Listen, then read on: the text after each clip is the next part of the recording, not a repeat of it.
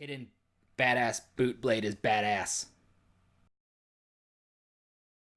I know Kung Fu. Show me.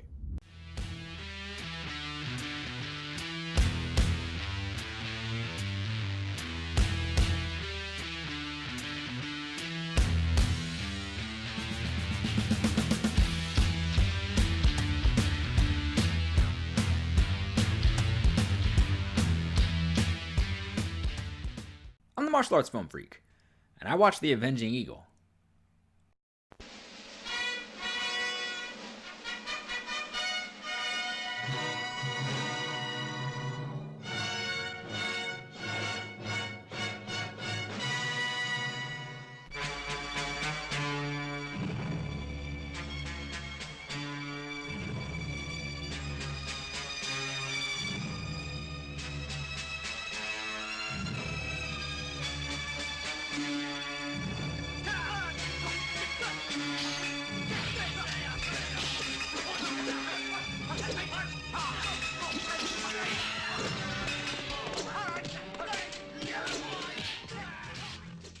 1978's The Avenging Eagle was directed by Chung's son and stars Alexander Fu Sheng, T. Lung, and just many, many others, like a lot. Just like someone just went out on the lot at Shaw Brothers Studios and just said, give us everyone, because there's just a lot of people in this movie. But the main two are Alexander Fu Sheng and T. Lung. T. Lung stars as Chi Ming Sing. He is this former gang member, used to be part of this gang called the Eagles, which is this deadly kung fu group that just goes around murdering and stealing and going after all the people that their boss says to go after. But Chi Ming Sing wants out. He changes his feelings. He starts to have people that he wants to side with, and he leaves the group, but they kill everybody he loves, and he wants revenge for that. And then they send out different groups of like 3 to 5 guys out to kill him, and he just has to fight them off every time they come after him. And he meets a stranger, played by Alexander Fu Sheng, who decides to help. But there is mystery as to why this stranger wants to help. Honestly, once I realized that the plot was he used to be in a gang, he left the gang, and now they're sending groups of people from the gang to kill him, I just kind of thought about The Night Comes for Us. And I really wanted to watch The Night Comes for Us. But the similar plot to The Night Comes for Us should not take anything away from this movie. This movie came out 40 years before The Night Comes for Us. And it is a completely different style. This is very heavily a Shaw Brothers film. There is a specific style you get when you are watching a Shaw Brothers movie, and this falls heavily into that. It is not a style that I technically I really favor. I'm not the biggest fan of the Shaw Brothers choreography style. I can appreciate it at times, and I do appreciate a lot of the stuff that happened within this movie. But honestly, probably my favorite part was the relationship between Fu Sheng and T. Lung. And I guess that, you don't see this mystery coming. The mystery, I feel, sort of develops within the final 40 minutes. And that was when I think the movie actually started to get really good. Much of this movie is played through flashbacks.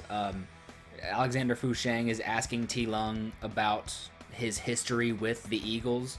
And so as T. Lung tells the story, that's how much of it progresses, and so we flash back and forth between his time with the Eagles and his time seeking vengeance against them. And once you finally do find out the mystery of why Fu Sheng's character is deciding to help T. Lung, Chi Ming Sing, it amps up the story, I think, in my opinion. I really was not super into the story. I thought, okay, I get it. He wants vengeance on this gang, and this gang is sending out different waves of enemies to defeat him. And that's a cool story, that's cool enough, but it's nothing special. But as soon as this mystery did develop between these characters, that was when I really started to enjoy the movie. I also have never seen a movie, I've never seen a T. Lung movie, so I didn't really know who he was. I know Alexander Fu Sheng, I've seen a little bit of his stuff, not a lot, like a bare minimum, but I've never seen a T. Lung film. And so I kept looking closely at him, I kept looking, and I'm like, who are you? Why is your face so familiar? And I took away the stubble and the 5 o'clock shadow, and I just put a mustache on it in my brain. And I was like, you? Who are you?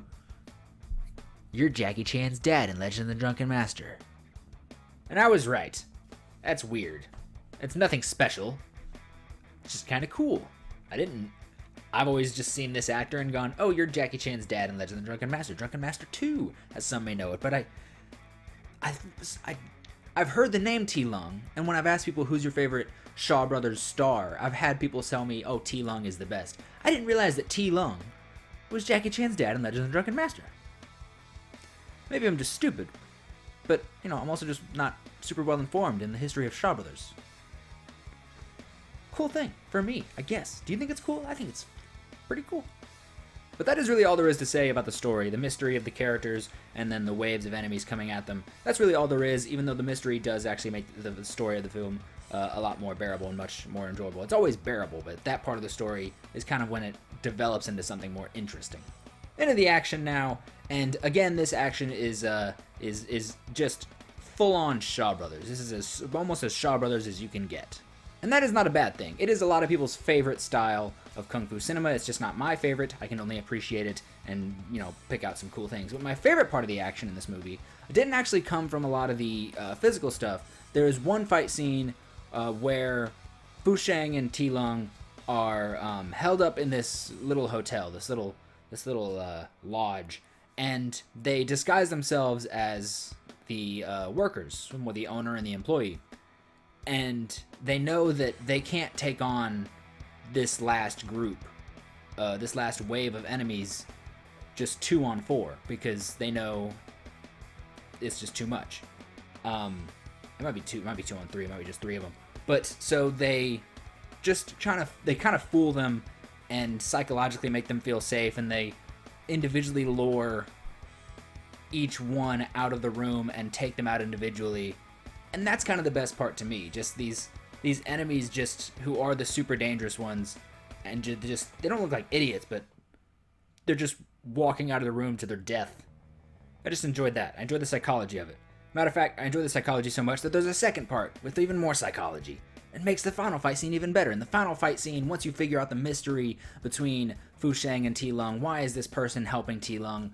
The bad guy plays on that, and the main villain, the leader of the Eagles, he tries to turn them against each other while they're both fighting him, and so the dichotomy constantly changes. Is it Ti Lung and Fu Sheng against the bad guy? Is it the bad guy and Ti Lung against Fu Sheng? It just constantly keeps changing, and that's pretty freaking cool. That is entertaining. I've never seen a movie just sort of change up who's the villain within like 3 times within the final 5 minutes. It's a pretty cool fight scene, but that just dichotomy of who's fighting who constantly changing over the course of this fight scene made it more interesting. I also enjoyed the two heroes' weapon of choice. Ti Lung, the main character, uses a tri-staff, which is it's the same weapon that Gordon Liu uses in 36 Chamber of Shaolin. It's a very popular weapon. I've seen it in a bunch of stuff.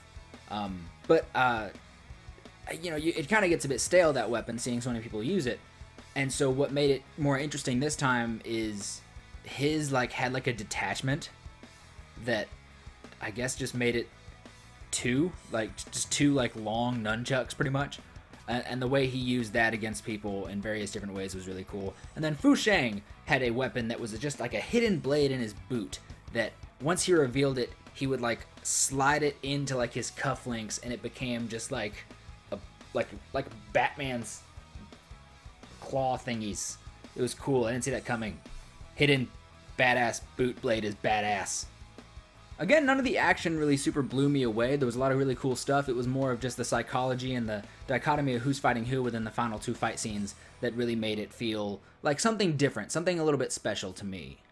In the end, I think I'm going to give this movie about 3.5 Eagles out of 5. I said in my review for 5 Deadly Venoms that I could see why somebody would look at the Venoms and think, Power Rangers. I'm going to go make the Power Rangers or Super Sentai. I feel the exact same thing about this movie. I don't know when the first Super Sentai series came out, but I feel like somebody saw the Eagles all in different colors, or the Venoms all in different colors, and thought, I'm gonna make me a superhero team. But all in all, I enjoyed myself. Wasn't my favorite Shaw Brothers film I've seen so far, as I'm diving into this world of Shaw cinema, but I enjoyed it. I thought it was pretty good. I know a lot of people say it's their favorite, but what is your favorite? Did you like The Avenging Eagle, did you not? What's your favorite Shaw Brothers film? Tell me what I should watch next in the comments down below. Like, share, subscribe. Head over to marshalljoyner.com for movie reviews, book reviews, TV reviews, articles on all things martial arts, action, and fighting. Thank you so much for watching, and have a good day.